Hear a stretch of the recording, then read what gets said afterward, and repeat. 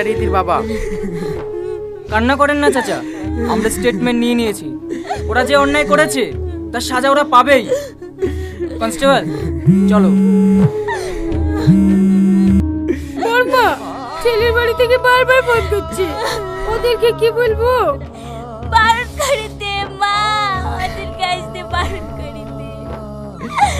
আমাদের কপালটাই খারাপ, খেতে গেছে কি সব হয়ে গেল। ঠিক আছে বর্মা। হ্যালো। হ্যাঁ হ্যালো, ভাই নাই? ভাইকে দেন। কখন থেকে ফোন করছি, ফোন তুলছে না কেন? আপনারা আর আসেন না, এই বিয়ে হবে না। কেন? হ্যালো হ্যালো,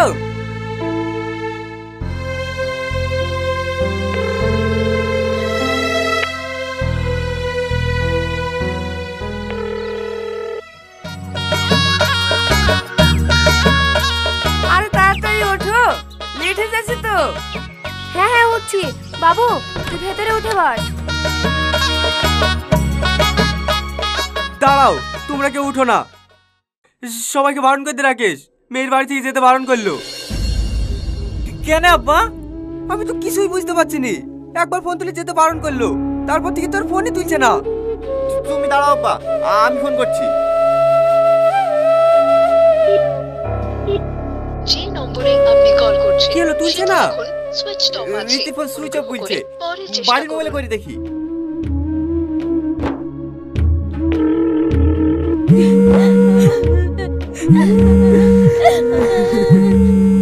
বড়াপ্পু, আমি একবার বলতে তারপরেও বারবার ফোন করছে।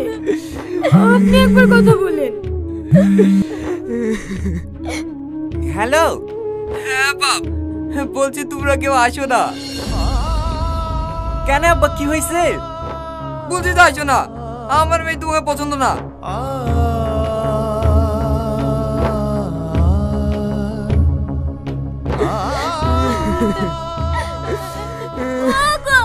পুরো পছন্দ না বললি কেন?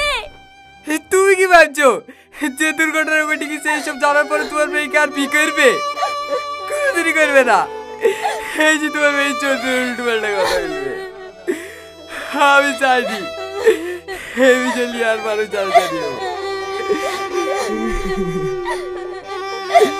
আপনার মেয়ে এখন সুস্থ, চাইলে আপনারা কথা বলতে পারেন। হ্যাঁ ওগো, চলো।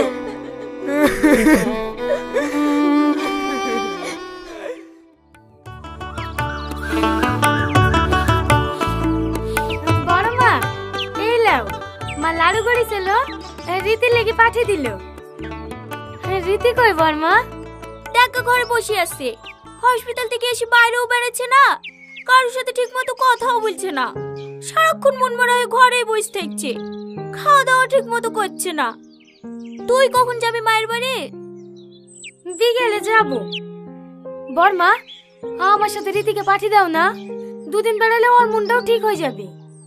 গেলে তো ভালোই হয়, যা দেখা যাবে কি, ওর মামা এসে কত ব্যাঘাত করলো, তাও গেল না। ঠিক আছে, আমি দেখছি।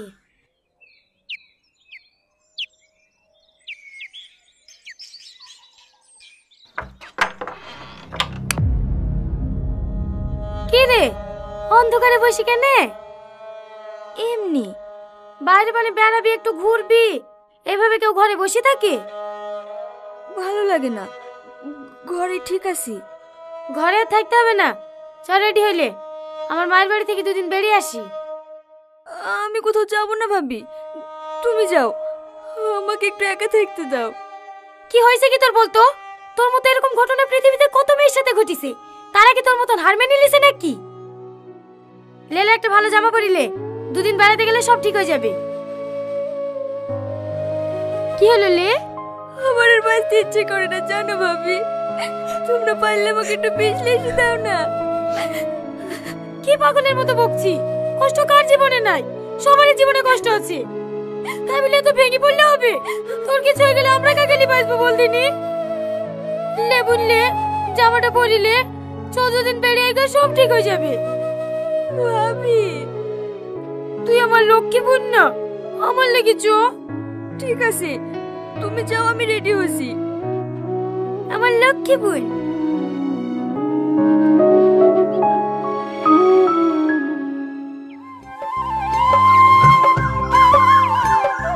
ও ভাবি, রাজেশ ভাই বাড়িতে নাই নাকি?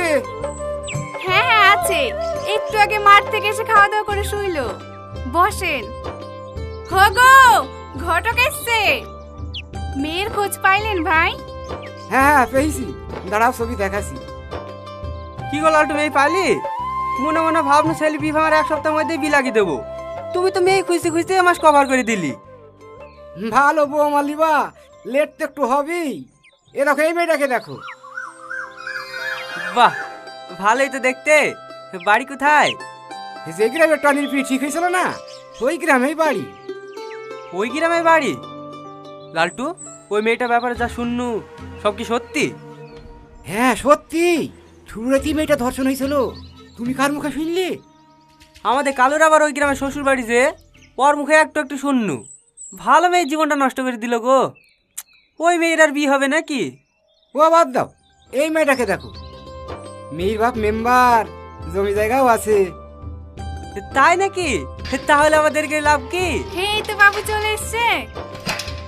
এই টনি, এখানে আয়। বলো আব্বা। এই মেয়েটার ছবিটা দেখ দিনে। ছবি দেখে কি হবে? কি হবে আবার? তোর সাথে বিয়ের কথা বলছি। আমি তো তোমাদেরকে বলেই দিয়েছি আমি বিয়ে করবো না। বি করবি নি মানে? একবার বি ভেঙে গেল, গ্রামে তোর নামে চালে টিকতে পারছি নি। তোকে এই মেয়েকে বিয়ে করতে হবে। তোমরা যদি আমাকে মেরেই ফেলো না, তাও আমি বিয়ে করবো না। আর আমাকে বেশি চালালে আমি কালকে ব্যাংকগুলো চলে যাবো। লেও, এই সামলাও। লাল দিদি মাথায় তুলিস, ছেলির জাত নাকি ও? একটা কথা যদি শোনে। তাহলে কি করব ভাই? তুমি দিন ঠিক করো তো, আমি দেখছি।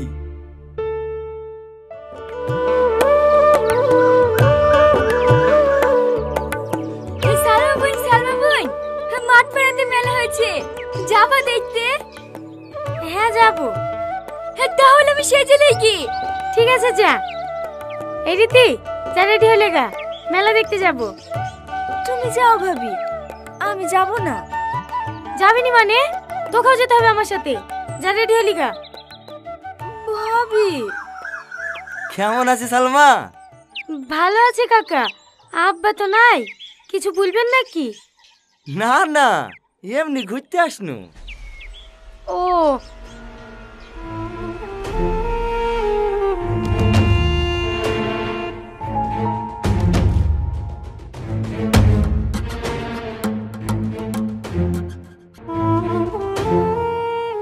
হ্যাঁ, বসেন কাকা। তোর মাকেও দেখতে পাসনি, কোথাও গিয়েছে নাকি? হ্যাঁ কাকা, ওই পাড়ার উলফাতন দাদি মারা গেছে, তাই দেখতে গেছে। ও, এই মেয়েটা রেফে ছিল নাকি? হ্যাঁ। রীতি, যা তুই ঘরে যা।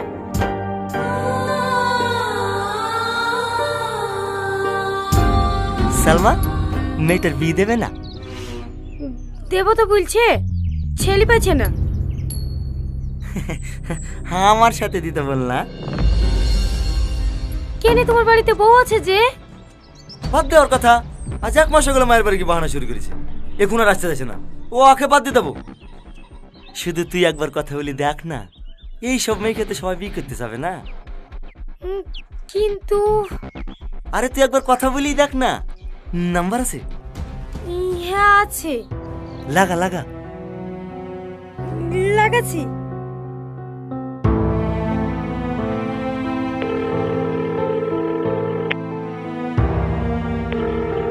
হ্যালো বর্মা।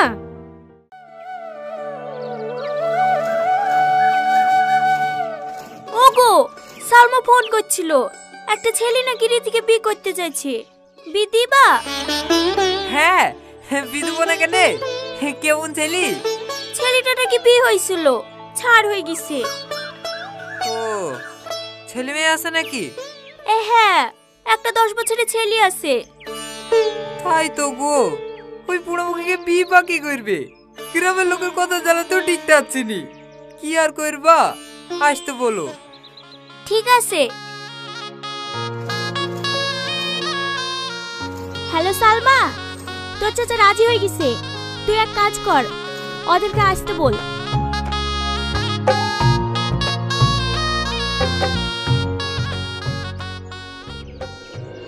ভাই ওই ধারে সব রেডি হয়ে গেছে, না গেলে কিন্তু বিশাল সমস্যা হয়ে যাবে। সাথী তুমি একটু বুঝি দেখো না মা, আমি আর পাচ্ছি নি। ঠিক আছে আব্বা।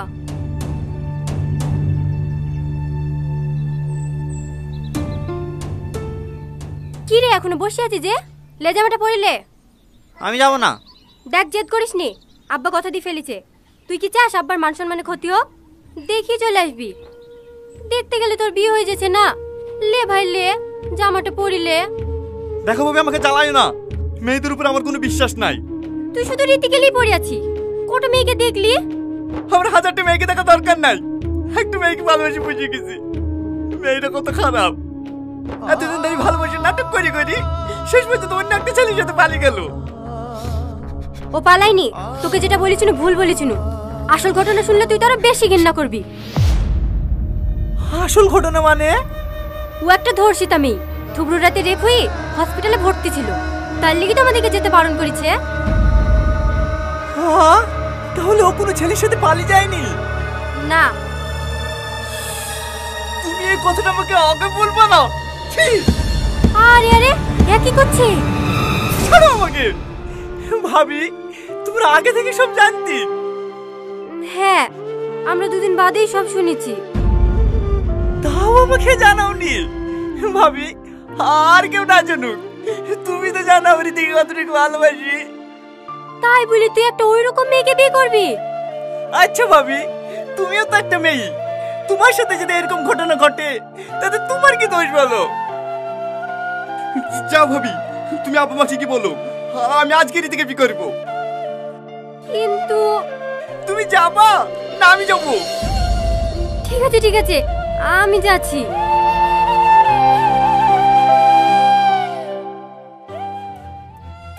বলো মা, কবুল। এই রীতি ভুল। বলো কবুল। এই রীতি হ্যাঁ করছি কি নে? ভুল। বলো কবুল। আমি বিয়ে করবো না। বিয়ে করবি না মানে? বল কবুল। এই দাঁড়া।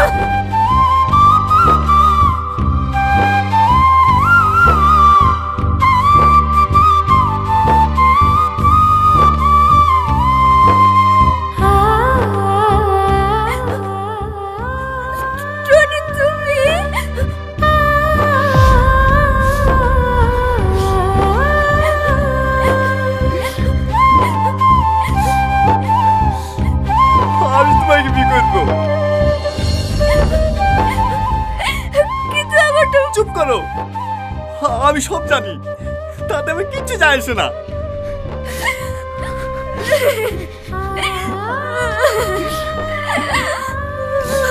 আমার কান্না করে পাগলি কোথাকার।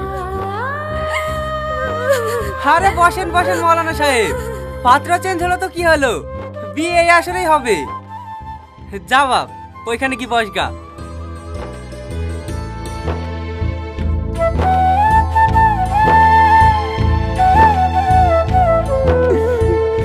কি হলো বিয়াই মশাই, পানটা নিয়ে আসেন নাকি? ভাই,